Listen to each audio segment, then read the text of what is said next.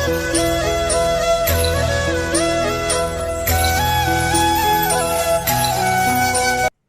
Students, आज हम पढ़ेंगे करंट अफेयर्स, छत्तीसगढ़ और भारत के करंट अफेयर्स।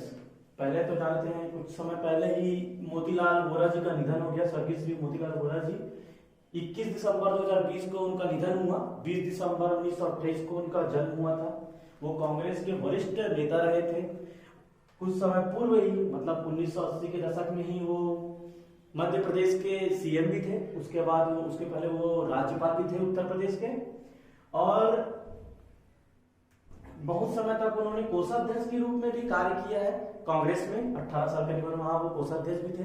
उनका निधन अभी भी हाल ही में 21 दिसंबर 2020 को हुआ। 21 दिसंबर 2020 को उनका निधन हुआ।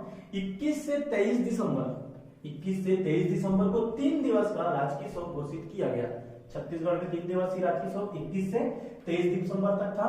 अगला क्वेश्चन, छत्तीसगढ़ राज्य सरकार ने वर्मी कंपोस्ट के न्यूनतम विक्रय दर में 2 रुपए पर केजी की वृद्धि की। मतलब पुराने रेट में 2 रुपए की वृद्धि की। पहले 8 रुपए में बिकता था, अब कितने में जाएगा?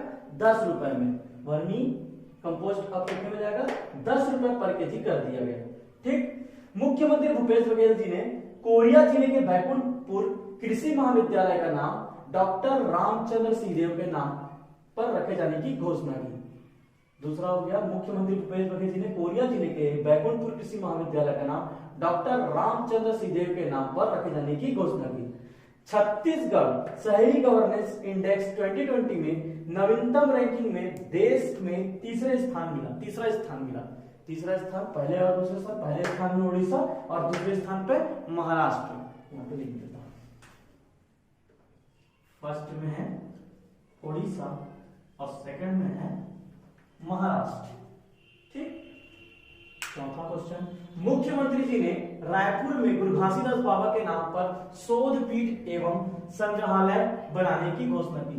साथ ही साथ, और ये संग्रहालय कहां बनेगा? नया रायपुर में बनेगा। ठीक। और प्रतियोगी परीक्षाओं की तैयारी के लिए साथ ही साथ इसमें और भी उन्होंने किया। साथ ही साथ प्रतियोगी परीक्षाओं की तैयारी के लिए 200 सीटर एससी बच्चों के लिए 200 सीटर एससी बच्चों के लिए आवासीय कोचिंग सेंटर। एससी बच्चों के लिए कैसा? एससी बच्चों के लिए आवासीय सेंटर खोलने की घोषणा की। साथ ही साथ स्वर्गीय देवदास बंजारे जी के नाम पर पुरस्कार देने की घोषणा की। हर साल 1 नवंबर राज्य निर्माण के दिन कुछ न कुछ पुरस्कार दिया जाता है राज्य सरकार द्वारा। तो उसी दिन अब पंथी नृत्य के क्षेत्र में देवदास बंजारे जी के नाम पर देवदास बंजारे जी के नाम पर पुरस्कार देने की घोषणा की। ठीक। एक और घोषणा की, साथ ही में अब महंगी जांच की सुविधा कम कीमत में उपलब्ध कराने के लिए निगम के ऐसे क्षेत्र में जांच की सुविधा बढ़ाने के लिए मिनी माता डायग्नोस्टिक सेंटर आरंभ किया गया। ठीक। ये हो गया। साथ में ये मुख्यमंत्री भूपेश बघेल जी ने घोषणा किया था 18 दिसंबर के दिन गुरु घासीदास बाबा जी का जन्म हुआ था। 264वां जयंती मनाया गया। इस बार कौन सा जयंती? 264वां जयंती मनाया गया। ठीक। अब अगला, अमेरिका संस्था द्वारा जारी की गई विश्व भर के शीर्ष वैज्ञानिकों में छत्तीसगढ़ के कोंडागांव जिले के माकड़ी क्षेत्र के डॉक्टर रुपेश मिश्रा जी का भी नाम शामिल है। अमेरिका हर साल कोई ना जो शीर्ष वैज्ञानिक है उनका घोषणा करते हैं। उसमें छत्तीसगढ़ के जो माकड़ी क्षेत्र के कोंडागांव जिले के माकड़ी क्षेत्र के डॉक्टर रुपेश मिश्रा का भी नाम की घोषणा की। ठीक। छठवां, मुख्यमंत्री जी ने खेल अधोसंरचना के परिप्रेक्ष्य में जगदलपुर में 5 करोड़ के लागत से सिंथेटिक टफ फुटबॉल मैदान निर्माण। अब हम राष्ट्रीय और अंतर्राष्ट्रीय मुद्दे के करंट अफेयर्स के बारे में जानेंगे। ठीक। 2020 गणतंत्र दिवस के अवसर पर ब्रिटेन के प्रधानमंत्री बोरिस जॉनसन हमारे मुख्य अतिथि होंगे। कौन होंगे? बोरिस जॉनसन होंगे मुख्य अतिथि। 2019-20 में फुटबॉलर ऑफ द ईयर का पुरस्कार किसे मिला है? रॉबर्ट लेवांडोव्स्की को। किसको मिला है? रॉबर्ट लेवांडोव्स्की, जो पोलैंड देश से हैं। ठीक। कच्छ में विश्व के सबसे बड़े नवीकरणीय ऊर्जा पार्क का शिलान्यास किया गया। कहाँ किया गया? गुजरात में, जो लगभग 72,000 स्क्वायर हेक्टेयर क्षेत्र में फैला हुआ है, जो सिंगापुर के समान क्षेत्रफल का है। ठीक, अगला अर्जेंटीना की मारा गोमेज फुटबॉल चैंपियनशिप में भाग लेने वाली फर्स्ट ट्रांसजेंडर महिला बनी। मारा गोमेज पहली ऐसी महिला ट्रांसजेंडर है जो फुटबॉल चैंपियनशिप में भाग ली है। ठीक, देश भर में वाईफाई उपलब्ध कराने के लिए केंद्रीय मंडल द्वारा सार्वजनिक डेटा केंद्र स्थापित किए जाएंगे, जिसे पीएम वाणी के नाम से जाना जाएगा। पीएम वाणी का फुल फॉर्म आपको नीचे मिल जाएगा। अंतरराष्ट्रीय ओलंपिक समिति ने पेरिस में होने वाले 2024 में जो दूसरा अगला अपना ओलंपिक होगा, उसमें ब्रेक डांस को भी शामिल किया है। किसे शामिल किया है? ब्रेक डांस को भी शामिल किया है। ठीक, सातवां, भारतीय महिला फुटबॉलर बाला देवी है, जो यूरोपीय फुटबॉल लीग में भाग लेने वाली पहली महिला बनी जिसने पहला गोल किया। किसने किया? बाला देवी ने पहला गोल किया इसमें, यूरोपीय लीग में। ठीक, आगे अब हम पढ़ेंगे, बताऊंगा मैं आगे आपको कृषि कानून के बारे में।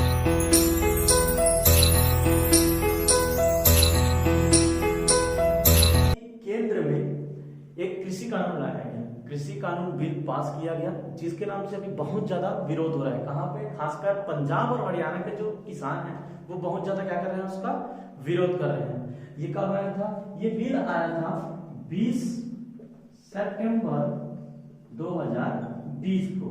केंद्र में ये पेश किया गया और ये पारित हो गया। अब ये तो फिलहाल तो राजनीतिक मुद्दा भी बन गया है, और हमारे लिए इसके लिए सिर्फ और सिर्फ वो पहलू जानना जरूरी है जो करंट में हमारे लिए अनिवार्य है, कि कौन कौन से एक्ट है, किस एक्ट में संशोधन किया गया। इससे कुछ फायदे भी हैं तो कुछ नुकसान भी हैं, जिसके बारे में हम पढ़ेंगे आज। ठीक, इसके 3 कानून आए, टोटल 3 एक्ट आए। पहला एक्ट आया कृषक उपज व्यापार और वाणिज्य संवर्धन और सरलीकरण अधिनियम। कृषक उपज व्यापार और वाणिज्य संवर्धन और सरलीकरण अधिनियम। ठीक, इसको 3 भाग में हम तोड़ सकते हैं, जैसे कि फार्मर प्रोड्यूस यानी कि कृषक उपज व्यापार और वाणिज्य ठीक है ना। व्यापार और वाणिज्य के बाद संवर्धन और सरलीकरण। मतलब कृषकों को क्या करना? सपोर्ट करना, और क्या करना? प्रमोट करना, और उसको सहूलियत प्रदान करना। ठीक, अब उत्पादन में जैसे कि कृषक है, कृषक की उपज में क्या बोलेंगे? इसमें जितने भी कृषि की चीजें, जितने भी कृषक, जैसे कि सब्जी, फल, अनाज, दूध, डेयरी, पशु, ये सब किस में आ जाता है? कृषक उपज में आ जाता है। अब इसका हमको क्या करना है? व्यापार करना है और उसको फैलाना है। तो जो कृषि कर रहे हैं उसको व्यापार करना और उसको फैलाना, ये है इसका नियम। और दूसरा है प्रमोट करना, तीसरा है इसको प्रमोट करना, और कृषक को क्या करना? सहूलियत प्रदान करना, कि उनका जो कृषि उपज है वो आसानी से बाजार में बिक सके। इसके लिए यहाँ पे एक्ट आया था। ठीक, ट्रेड का मतलब होता है प्रॉफिट कमाना। ठीक, ट्रेड का मतलब क्या होता है? प्रॉफिट कमाना। मतलब क्या करेगा किसान? इसमें क्या था? किसान पहले मंडी में बेचता है, फिर उसके बाद फिर उसको मंडी से बिचौलिए लोग, बाजार वाले लोग खरीदते हैं, और उसके बाद फिर हम आम ग्राहक तक आता है। इससे क्या होता है? किसान को जितना मूल्य मिलना चाहिए उतना मूल्य मिल नहीं पाता है, जिसके कारण से ये एक्ट लाया गया है, ओपन कर दिया गया। मार्केट क्या कर दिया गया है? ओपन कर दिया गया है। ठीक, अब इसके मुख्य प्रावधान क्या है? तो इसके मुख्य प्रावधान है कृषि उपज मंडी यानी कि कृषि उत्पाद बाजार समिति। कृषि उत्पाद बाजार समिति, कृषि उत्पाद बाजार समिति। ये समिति द्वारा क्या किया जाता है? कृषि उपज का क्या किया जाता है? आज की डेट में खरीदारी की जाती है। क्या हुआ था? आजादी से पहले ऐसा स्थिति हो गया था भारत में कि साहूकार और जो लाला वाला जो होते थे ना, उन लोगों का सबसे ज्यादा क्या करते थे? बहुत कम दाम में किसानों से क्या करते? खरीदते थे और उसको अत्यधिक दाम में बेच दिया करते थे। तो ये सबसे उस समय बहुत ज्यादा परेशान थे। तो नेहरू जी ने 1955 में एक अधिनियम लाया, एक एक्ट लाया। 1955 में एक्ट आया जिसमें क्या किया गया? हर राज्य सरकार को क्या दिया गया? शक्ति दिया गया कि वो क्या करेगी? कृषि उपज बाजार समिति का गठन करेगी और वहां से क्या करेगी, कृषि सामानों को, कृषक कृषि के जितने भी उत्पाद है, जैसे कि अपना अनाज हो गया, गेहूं हो गया, चावल हो गया, उसका क्या करेगी, वो विक्रय कर सकेगी। ठीक, तो कृषि उसी को हम लोग क्या बोलते हैं, agriculture product market committee, APMC. APMC करके बहुत सुने होंगे आप लोग, एपीएमसी बोलते हैं, एपीएमसी। यहीं से हमारा क्या होता है, कृषक उपज का खरीदारी होती है और बिक्री होती है। ठीक, और कृषि उत्पाद बाजार समिति का काम क्या है, जो हमारे कृषक होते हैं उनसे क्या करते हैं, वो लेते हैं और उसको बिक्री करते हैं। एक न्यूनतम समर्थन मूल्य में खरीदती है, किसमें करती है, न्यूनतम समर्थन मूल्य, जिसे को हम लोग एमएसपी बोलते हैं। एमएसपी में खरीदेगी और क्या करेगी, उसको बेचेगी। ठीक है ना। लेकिन अब जो नया कानून आया है 2020 में, जो नया कानून आया है उसमें अब क्या करेगा, ये इस कानून के तहत कृषक कहा जाएगा सीधा सीधा, या तो फिर इसी किसी अन्य जिला में, किसी अन्य जिला में या किसी अन्य राज्य में उसको क्या करेगा, बेच सकेगा। मतलब क्या करेगा, पहले क्या होता था, अपने पास के मंडी में, किसान मंडी में जाके कोई किसान उसको बेचता था। ठीक है ना। खासकर हरियाणा पंजाब में तो सबसे ज्यादा यही एमएसपी में बिकते थे हर ज्यादातर सामान। ठीक, उसी तरह सभी राज्यों में ज्यादातर क्या होता था, जिला में अपने ही जिले के किसी ब्लॉक क्षेत्र में क्या करते थे, वहीं जाके वो बेच सकता था मिनिमम। पहली बार जो बेचता था वो पहले कहाँ बिकता था, मंडी में बिकता था। वो सामान थे जिसको छोड़, जैसे कि प्याज, आलू, ये कुछ चीजें हैं जो अलग से बिकते थे। ठीक है ना।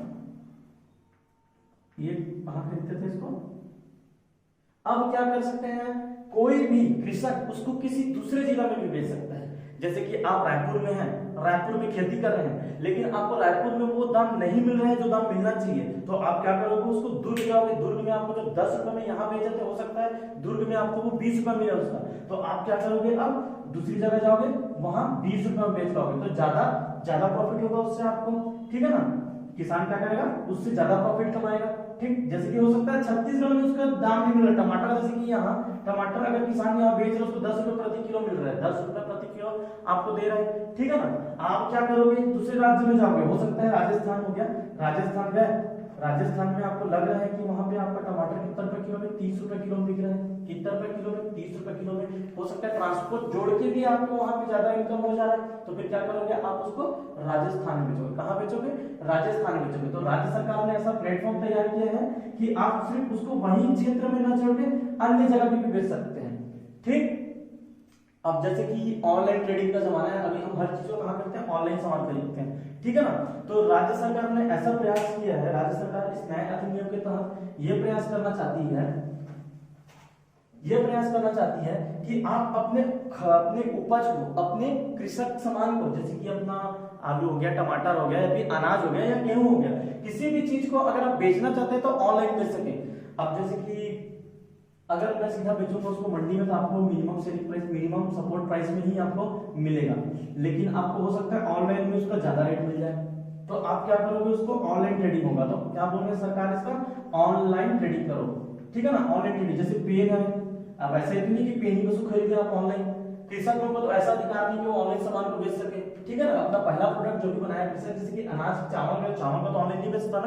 कभी सुने कि 1 किलो चावल आपको ऑनलाइन मिला, वो पैकिंग होने के बाद भले मिल सकता है आपको, लेकिन डायरेक्ट किसान उसको नहीं बेचता, पहले वो कहाँ बेचता है, मंडी में बेचता है। तो अब सरकार क्या करेगी, उसके लिए ऑनलाइन ट्रेडिंग करेगी। अब चाह रही कि सरकार भी, मतलब कृषक भी अपने सामानों को ऑनलाइन जाके बेच सके। ठीक, ये एक मुद्दा था। दूसरा, तीसरा ये था, इसमें ये था कि नो स्टेट टैक्स। अब हम लोग जहां तक जानते हैं कि कृषि किसका विषय है, राज्य का विषय है। तीन विषय होता है, राज्य होता है, केंद्र का विषय होता है और समवर्ती सूची का विषय होता है। कृषि किसका विषय है, कृषि है आपका राज्य का विषय, राज्य का इस पे नियंत्रण होता है। ठीक है ना।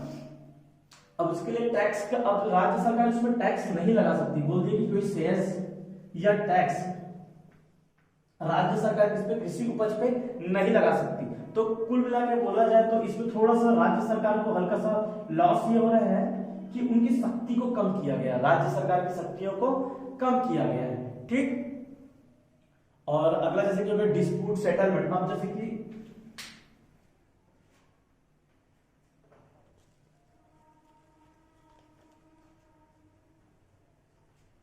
हो सकता है आप कोई चीज को निकाल रहे हो, किसी सामान को बेच रहे हो, तो आपको जो दाम मिलना चाहिए वो दाम आपको मिल नहीं पा रहा है, तो आप क्या करोगे, उसके लिए फिर शिकायत करोगे। तो इसमें एक्ट के तहत ये बोला गया है कि आप शिकायत लेके किसी सिविल कोर्ट में नहीं जा सकते। किसमें नहीं जा सकते? सिविल कोर्ट में नहीं जा सकते। आप कहां जाएंगे? पहले आप आपस में समझौता कराने का प्रयास किया जाएगा कि आपस में आप समझौता कर ले, और उसके बाद अगर उसके बाद भी नहीं होता तो आप जाओगे एसडीएम के पास। ठीक है ना, कुछ दिक्कत होता है तो पहले जाओगे आप एसडीएम के पास। ये जब सेकंड एक्ट हम लोग पढ़ेंगे, सेकंड एक्ट में इसको डीप में पढ़ेंगे, एसडीएम के पास जाओगे। अगर उसके बाद भी आपको अगर कोई वो नहीं मिलता है, सहायता नहीं मिल पाता, तो आप जाओगे कलेक्टर के पास। लास्ट हमारा ऑप्शन किसके कहां तक रुक गया? कलेक्टर तक। हम सहायता तक कहां जा पाएंगे? सिर्फ और सिर्फ कलेक्टर तक जाएंगे, ये मामला कोर्ट में नहीं जा सकता। ठीक, अब आगे सेकंड अधिनियम, हमारा कृषक सशक्तिकरण व संरक्षण, कीमत आश्वासन और कृषि सेवा पर करार अधिनियम 2020। कहने का मतलब कृषक को सही दाम दिलाना। कहने का मतलब कृषक को सही दाम में वस्तुएं दिलाना। कृषि सेवा पर करार अधिनियम 2020 है। एक प्रकार से बोला जाए तो सरकार ने यह प्रयास किया है कि कृषक और एक व्यापारी, मान लेते हैं कोई व्यापारी है, उसके मध्य ऐसा करार कराने का प्रयास करेंगे, ऐसा करार किया जाएगा, कैसा कॉन्ट्रैक्ट किया जाएगा। करार मतलब कॉन्ट्रैक्ट, ठीक है ना, क्या किया जाएगा? करार या कॉन्ट्रैक्ट किया जाएगा आपस में कि जिस दाम में वो क्या बोलते हैं किसान जो खरीदेगा उसको खरीदना अनिवार्य होगा। किसको? व्यापारी को। एक हिसाब से कहे तो इसे कॉन्ट्रैक्ट फार्मिंग एक्ट कह सकते हैं। अब जैसे कि चाहिए किसी को, एग्जांपल दे रहा हूं मैं, जैसे कि किसी को टमाटर चाहिए, एग्जांपल लेते हैं, टमाटर चाहिए। टमाटर क्या करता है? सीधा जाके किसी को टमाटर चाहिए तो क्या करता है? बाजार से जाता है, उठाता है। किसी को बहुत ज्यादा पैमाने में चाहिए, ठीक है ना, तो मंडी से जाते हैं, उठाते हैं और बेचते हैं। तो एक किसान और जो व्यापारी है उसके मध्य क्या होगा? एक कॉन्ट्रैक्ट होगा। वो उन दोनों के बीच में क्या हो जाएगा? तय हो जाएगा कि मैं इस समय तक इस चीज को इतने से रेट में दूंगा। जैसे कि टमाटर है तो मैं आपको 1 साल तक इस टमाटर को 25 रुपए किलो में ही दूंगा, 25 रुपए किलो में दूंगा। किसान और उसके बीच में कॉन्ट्रैक्ट टाइप का हो जाएगा, ठीक है ना। और जैसे कि किसी को चाहिए, अगर किसी को चेंज करना है करार में, तो करार में चेंज नहीं कर सकता है एक निश्चित समय अंतराल के लिए। तो इसके कुछ प्रावधान है कॉन्ट्रैक्ट के। तो ये कॉन्ट्रैक्ट किसी किसके बीच होगा? एक मान सकते हैं कृषक और दूसरा होगा स्पॉन्सर। दोनों के मध्य क्या होगा? करार होगा। तो अभी इसका सबसे ज्यादा विरोध इस कारण से हो रहा है कि जमीन बिक जाएगा, ऐसा होगा हमारा, यानी कि जमीन को जब दिया लेगा पैसा नहीं दे पाएंगे, तो इस टाइप का थोड़ा सा विरोध चल रहा है। लेकिन इससे कुछ जानकारी है जिनको हमको जानना जरूरी है, ठीक है ना।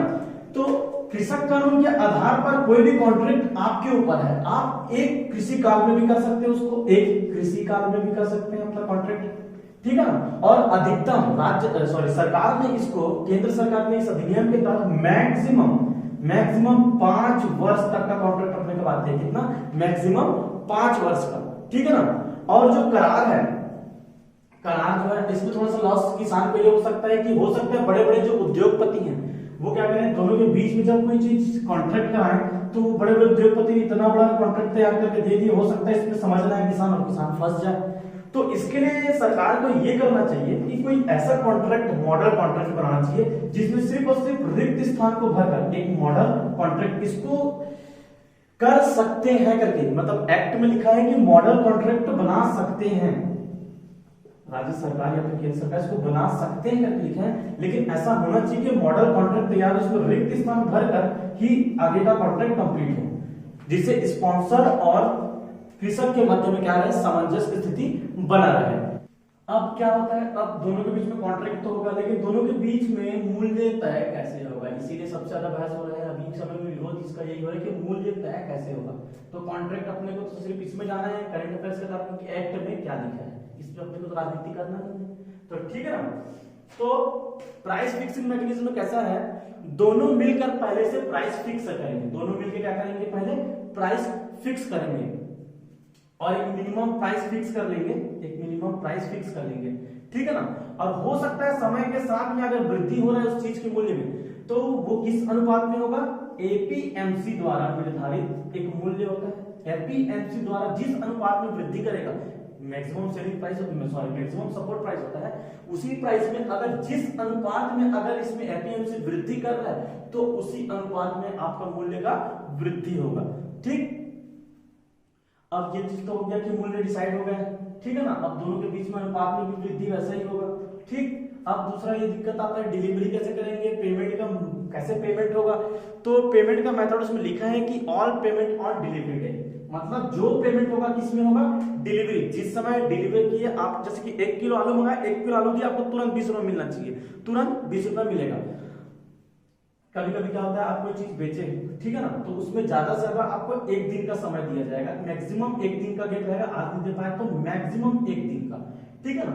लेकिन कुछ स्थिति ऐसे आती है, कभी कभी कोई चीज आप बेचे तो कोई छुट्टी पड़ गया, संडे पड़ गया, सैटरडे पड़ गया, सेकंड सैटरडे, इस टाइप का माहौल आ जाता है, कभी कभी कोई छुट्टी हो गया या त्योहार हो गया, तो उसके नाम से मैक्सिमम टू मैक्सिमम 3 डेज, तो मैक्सिमम टू मैक्सिमम कितना दिन, 3 दिन, 3 दिन के अंदर आपको भुगतान करना अनिवार्य है, भुगतान करना अनिवार्य है, ठीक।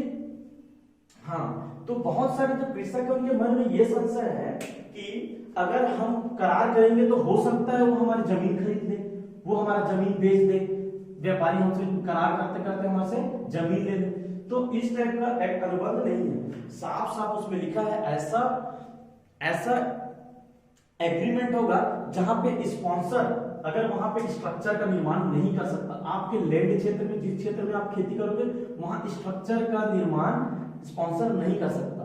अगर स्पॉन्सर यहाँ पे स्ट्रक्चर का निर्माण करता है या फिर दोनों के, जब तक दोनों के बीच में आपस में कोई एग्रीमेंट प्रॉपर सिस्टमेटिक ना हो, तो वहां पे वो क्या करेगा, किसी भी तरह का बाजार का निर्माण वहां पे नहीं कर सकता है। अगर बाई चांस बाजार का निर्माण किया तो कॉन्ट्रैक्ट के पीरियड के पश्चात अगर वो नहीं हटाता है अपने मैकेनिज्म को, अपने उद्योग को, अपने बाजार को वहां से नहीं हटाता है, तो वो क्षेत्र, वो बाजार किसका हो जाएगा, ऑटोमेटिक कृषक का हो जाएगा, किसका हो जाएगा, कृषक का हो जाएगा। तो इसको निकालने का, हटाने का भी जिम्मेदारी किसका रहेगा, स्पॉन्सर का रहेगा, ठीक। स्पॉन्सर और उसके बीच में जो था प्रॉब्लम था वो सॉल्व हो गया, जैसे कि हो सकता है उसको सब हटाना था वो हटा दिया, ठीक, क्लियर। अब कभी कभी दिक्कत ये आता है कि रजिस्ट्रेशन कैसे कराना है, ठीक है ना। अब उसके लिए भी प्रावधान किया गया है कि हर रजिस्ट्रेशन कौन कराएगा, स्टेट गवर्नमेंट,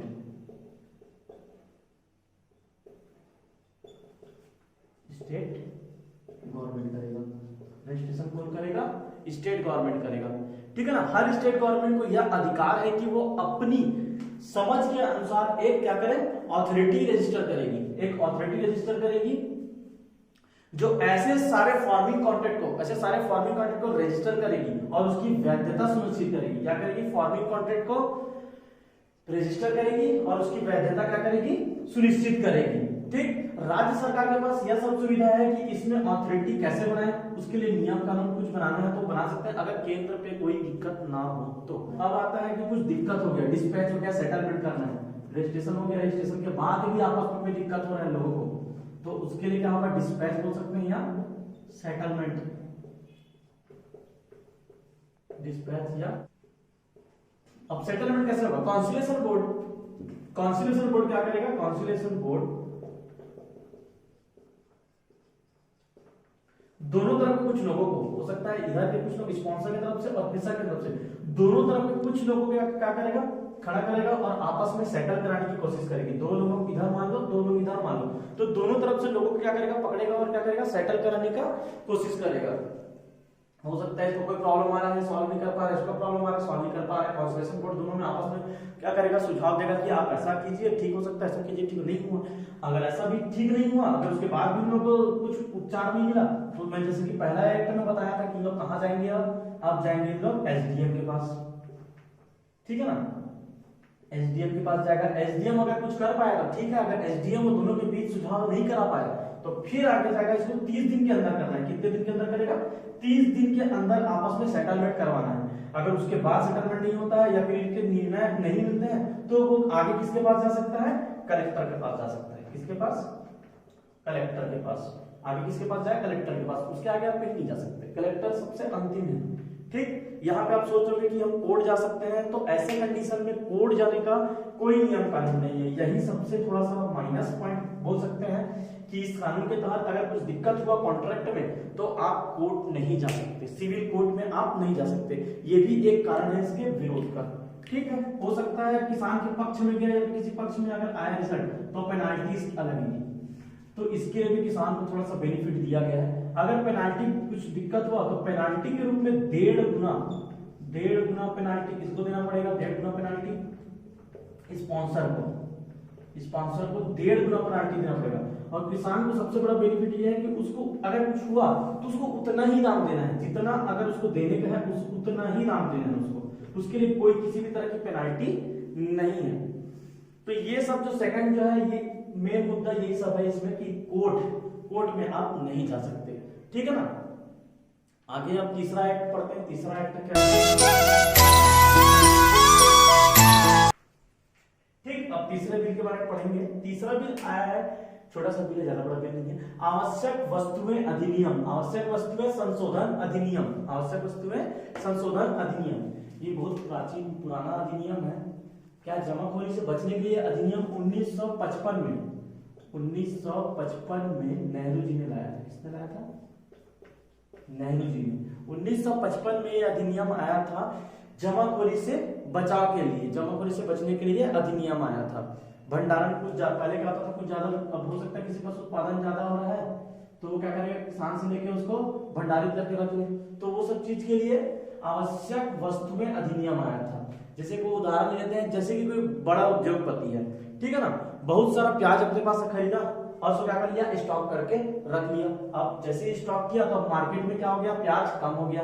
प्याज कम हुआ तो प्याज का जब जैसे कि हम लोग जानते हैं, मार्केट में अगर मांग बढ़ जाए यानी कि वस्तु कम हो जाए तो वहां पे क्या हो जाएगा, वस्तु का प्राइस बढ़ने लगेगा। अगर वहां पे वस्तु की कमी हो जाए तो वस्तु क्या हो जाएगी, बढ़ने लगेगी। तो वही तो काला बाजारी है ना। तो इस चीज से बचने के लिए 1955 में ये एक्ट आया था, ठीक है ना। अगर कोई इसका भंडारण अधिक करे तो उसके लिए इस एक्ट के तहत ना 1955 में जो ये एक्ट आया था, इस एक्ट के तहत अगर कोई व्यक्ति इसका भंडारण बहुत ज्यादा करता है तो उस पे क्रिमिनल केस का प्रावधान थोड़ा सा खतरनाक टाइप का था। क्रिमिनल केस का केस दर्ज होगा, मतलब क्रिमिनल केस क्या हो जाएगा, उस पर क्रिमिनल केस होगा, ठीक। और उसको ये साबित करना होगा कि वो भंडारण क्या कर रहा है, कम रखा है, भंडारण को व्यक्ति क्या किया है, कम किया है, ठीक।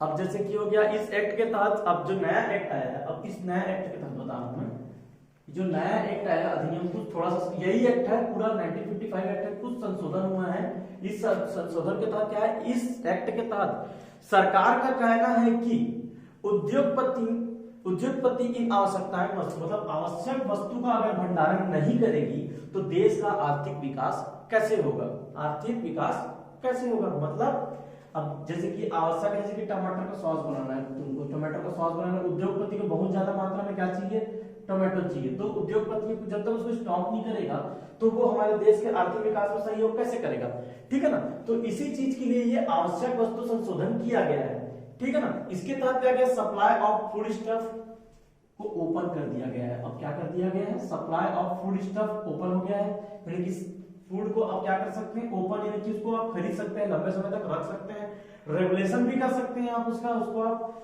लोगों तक पहुंचा भी सकते हैं। हाँ, लेकिन एक्स्ट्रा ऑर्डिनरी कंडीशन, कैसा कंडीशन है, extra ordinary condition. Extra ordinary condition में आप उसको क्या करेंगे, इसको रेगुलेट कौन करेगा, इसका रेगुलेशन करेगा सरकार। सरकार इसका रेगुलेशन करेगा, कैसे करेगा, कैसी स्थिति, एक्स्ट्रा ऑर्डिनरी कैसी स्थिति, एक्स्ट्रा ऑर्डिनरी स्थिति मतलब कैसे स्थिति, जैसे कि वार का स्थिति आ गया, ठीक है ना, जैसे कि अकाल हो गया, जैसे कि पैंडेमिक चल रहा है ना, कोरोना, तो कोरोना पैंडेमिक हो गया था, कुछ दिन पहले लॉकडाउन जैसी स्थिति आ गई थी, ठीक है। और ऐसी स्थिति आई जैसे कि ये हो गई, ये तीन तो हो गया अपना एक्स्ट्रा ऑर्डिनरी। इसके अलावा एक स्थिति जैसे आई कि आर्थिक मंदी, आर्थिक मंदी बोले या फिर आर्थिक स्थिति खराब जाना, जैसे कि दो चीज होते हैं हम लोग खाने का, एक होता है फल वेजिटेबल, ठीक है ना, फल हो गया, फ्रूट्स ले लेता हूं, और ये हो गया अनाज। अगर अनाज के दाम में 50% बढ़ोतरी, एक साल के अंदर 50% से अधिक हो गया इसका बढ़ोतरी, मुद्रास्फीति जिसको बोलते हैं, भाव में मुद्रास्फीति हो गया या महंगाई बढ़ गई 50%, या वेजिटेबल फ्रूट्स वगैरह बागवानी चीजों में 100% क्या हो गया, वृद्धि हो गया मूल्य में, तो ऐसी स्थिति में क्या करेगी सरकार, उसको रेगुलेट करेगी। यही थे उसके आवश्यक वस्तु संशोधन अधिनियम। ये तीनों अधिनियम यहाँ पे हमारा कंप्लीट हो जाता है। अब विरोध होने के कुछ कारण क्या क्या है, वो तीन जो कारण है उसका तीन चार कारण है जिसपे थोड़ा चर्चा कर सकते हैं। इसके बहुत सारे बेनिफिट्स भी हैं और कुछ लॉस भी। बेनिफिट ये है कि आप इसको बाजार में ओपन बाजार में बेच सकते हैं, तो किसानों को ये बेनिफिट हो सकता है कि वो कहीं भी इसको बेच सकते हैं। ये बेनिफिट भी हो सकता है कि वो अगर ऑनलाइन ट्रेडिंग करेंगे तो ऑनलाइन इसकी बिक्री कर सकते हैं। जैसे उद्योगपति अगर बहुत समय तक सरकार को जैसे कि बहुत सारे चीजों का जैसे कि आवश्यक है, बहुत सारी चीजों का जैसे मतलब बहुत सारे अनाज का, बहुत सारे फल फ्रूट्स का आवश्यक है, तो उद्योगपति से ऐसे समय में राहत के रूप में उसको ले सकती है। इसके लॉसेस भी बहुत सारे हैं। लॉसेस जैसे कि तीसरा एक्ट में ही दिख रहा है आपको, तीसरा एक्ट में क्या कर सकता है व्यक्ति, इसका जमाखोरी कर सकता है। जमाखोरी मतलब काला बाजारी कर सकता है। अगर अपने पास बहुत समय तक अगर सामान को रखेगा तो मार्केट में इसका क्या हो जाएगा, कमी हो जाएगा, ये भी हो सकता है। ठीक है ना। अभी भरपूर है अपने पास, भारत देश में भरपूर अनाज है, लेकिन काला बाजारी का भी स्थिति इससे आ सकता है। और एमएसपी का जो प्रॉब्लम आ रहा था, एमएसपी के लिए मिनिमम सपोर्ट प्राइस है, उसमें भी अगर आ सकता है, दिक्कत हो सकता है कि आदमी को अगर बाहर कम दाम में मिले, बाहर कम दाम में मिले और एमएसपी में अधिक में मिले, तो आदमी एमएसपी पे ही बेचेगा ना, मैक्सिमम सेलिंग प्राइस पे। तो हो सकता है इसके कारण भी दिक्कत हो। ठीक, कुछ कारण है जिससे लॉसेस भी हैं, कुछ बेनिफिट्स भी हैं। बेनिफिट्स थोड़े ज्यादा हैं, लॉसेस कुछ है। कोर्ट पे नहीं जा सकता, थोड़ा सा ये लॉस है कि आपको कुछ केस हो गया, आपस में समझौता हुआ है, आप उसके लिए केस में नहीं जा सकते। कुछ दिक्कत हो गया तो आपको आपस में सुलझाना पड़ेगा, या तो कलेक्टर या एसडीएम तक ही आप सीमित रह पाओगे। तो ये कुछ दिक्कतें हैं। ठीक है, यही तीन कृषि कानून थे जिसपे अभी इतना बहस और विरोध हो रहा है। आज के लिए आपका इतना ही करंट अफेयर्स में। अभी हम पढ़ेंगे अगला क्लास रीजनिंग का।